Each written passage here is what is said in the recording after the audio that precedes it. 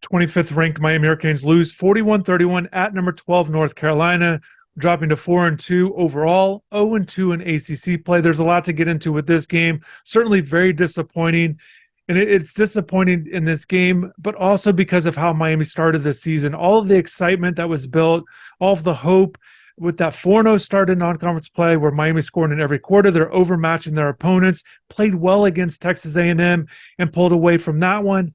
And then losing to Georgia Tech and North Carolina in ACC play. Miami's 0-2. Where do they go from here as they're 4-2 at the halfway point with the season? So I'll get more into that later. But just with this game, look, it was always going to be a difficult task to win this game, and I was very curious to see how Miami was going to respond after that Georgia Tech disappointment there at the end. Obviously, we all know about that. I was curious how Miami was going to look, particularly if they got down early, and they did in this one. They go down 7-0. They give up that 91-yard drive. The crowd's really into it.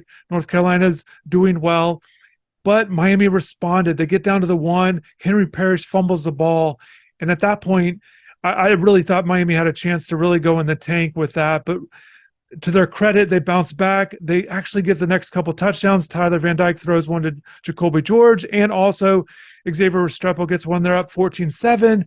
They trade points there, but Miami goes into halftime 17-14, and you had to feel good with where Miami was at with the lead, in particular because these last four losses coming into this game against North Carolina, Miami had trailed in all of those games, giving up 26 points on average in the first half. So you had to feel good.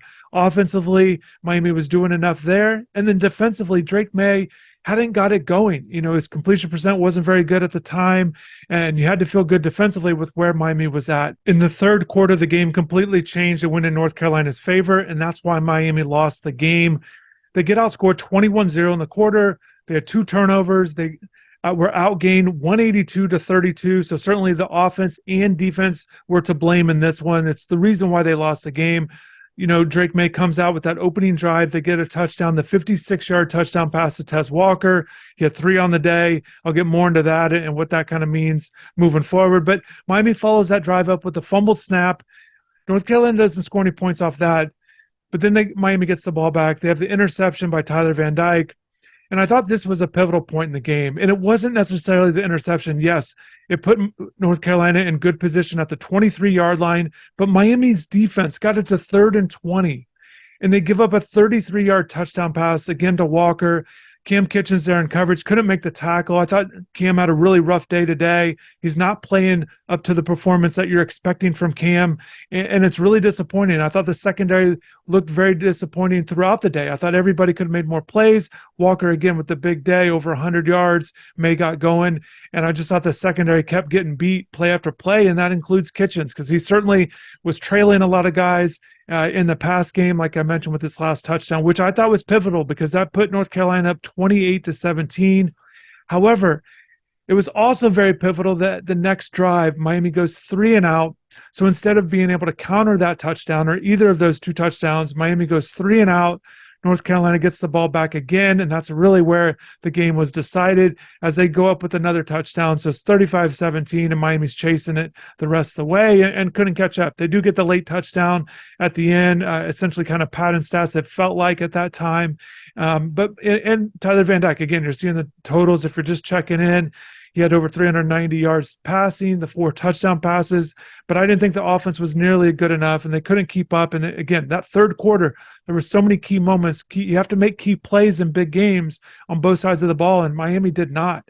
They came up flat. Whatever adjustments North Carolina made in the second half, they certainly out-coached Miami there in the second half in that third quarter on both sides of the ball, and Miami's players did not respond with making proper plays. Obviously, you can't turn the ball over, but I thought the big plays they gave up there on defense too was certainly a big factor in that quarter and why things fell apart for Miami in this one, and they just couldn't catch up. North Carolina finished with over 500 yards of total offense. Drake May goes for over 270 with the 4 touchdowns. Just 17 of 33. Again, he had that slow start in the first half. When you watch Drake play, you know he's capable of a lot, and certainly he made some really good throws down the field. So I thought Miami's pass defense could have been better in terms of defending big pass plays, but also the rush defense. Miami came into the game. They hadn't allowed a team to run for over 100 yards in any game this season. And then North Carolina goes for 235. Amarion Hampton finished with 197, had that big 60-yard run, and he really just did a good job of keeping Miami's defense really uncomfortable all night long because they couldn't stop the run game there. Conversely, Miami's rushing offense couldn't get going. 91 yards on 27 carries. They came into the game leading the ACC in rushing, but now in 2 games in the ACC, and certainly we're seeing it to be much different than non-conference play. But Miami's averaging only 3.5 yards per carry during conference play. In comparison, last year Miami was around ninth in the conference at 3.3. So Miami is not running the ball well enough, and I think for Miami's offense to be at its peak, they just have to be more efficient. I know you look at the passing total numbers. I think you look at Xavier Restrepo's numbers, but he did have 17 targets. I thought Jacoby George made some good plays, after the catch. That's something you'd like to see downfield, but you're not getting anything from Colby Young. And also some other guys that you'd like to see in there. I know some of the other backups did make some catches late in the game, but overall, kind of drive to drive, they're not getting a lot of diversity with their offense. It's kind of the same stuff. You're not getting enough different types of plays, and I think that ultimately hurts the team. I touched on tight ends quite a bit. We're not seeing the tight ends involved at all. No catches today, 5 total catches on the season, and we're 6 games into it. So I think that will kind of help. Again, I think you got to get Colby Young involved somehow. I know that he got the 8 targets. Some of them weren't catchable. Some of them were. But overall, I think you've got to find ways to get him the ball. And I just thought Miami's offense looked either too predictable, and I think that's what happened there in the third quarter, in addition to those poor plays. And I thought the offensive line, we give them so much credit because they have played well in a lot of games. But in this one, we saw the sacks they gave up in key moments there, with the tackles not providing enough protection. And I didn't think they gave enough holes either in the run game, which kind of prevented Miami from getting good run totals there. So where do the Hurricanes go from here? Look, 0-2 in the conference. You're certainly out of the discussion in terms of being in the race at the top. If you win all your games, maybe a 6-2 will get you in there. And that's certainly what they'll look to do, win these final 6 games, which would be a great accomplishment. However, it's very unlikely in terms of the way they're playing, the opponents they have coming up, coming in with Clemson next week. They're coming off a bye, and obviously everyone knows Miami still has Florida State next month. So it's going to be difficult to see where this team goes moving forward. Is it going to be like last year where they go 5-7? You're not expecting only 1 win the rest of the way, but 3-5 in the conference when you start 0-2 is certainly on the table. So we'll see if Miami is going to be much better. Can they be 4-4 in conference play? Can they get to 5-3? Obviously 6-2 is the most they can do. And I said before the year, what I thought would be a successful season for Miami was really just about elevating to be that true number 3 team in the ACC. So even if you don't make the ACC title game, really get up there and establish yourself as the 3rd best team in the conference with what happened last year. And I think that's still on the table right now, even though Miami's not playing as the 3rd best team in the conference. That certainly should be the goal, and finding ways to get big wins. And I think beating Clemson, even though Clemson is not ranked, or they're not going to be ranked going into this game, it's still Clemson. Miami's lost 4 in a row, a lot of blowouts in those losses to the Tigers. So I think it'd be a good win for Miami. And again, just to get some sort of positive momentum there. And obviously, you can look at the schedule afterwards also, and I'll put that up on the screen right now so you can just see how it looks for Miami moving forward if you want to look at maybe some positive things to look forward to. But this team has to play much better if they're going to get in type of games where they can win these big games against these tough opponents, because what we're learning with ACC play, it's just much tougher. And I think that's one of the things that we saw. Miami did a great job of overwhelming their opponents, that they have more talent than, that they're just flat out better than in the non-conference. And in addition, I'm not talking about the Texas A&M game because obviously they're really close on their talent level and things like that in the conferences that they play in. But I'm talking about those other 3 opponents. I think there's a little bit of fool's gold that we saw because Miami looked so good against opponents that they essentially were able to beat up on.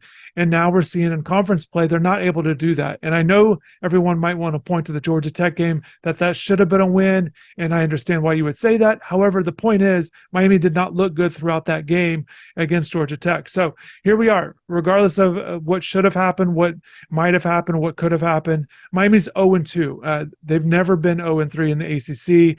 So we'll see if Miami bounces back and gets a win next week at home. But we'll just have to see. I know it's very disappointing. It's hard to really sugarcoat this any more than that, because Miami needed a big win. They needed to get back into feeling more positive stuff about their season. And now it's really hard to say what this is going to look like moving forward. And they just have to get much better on a lot of different things.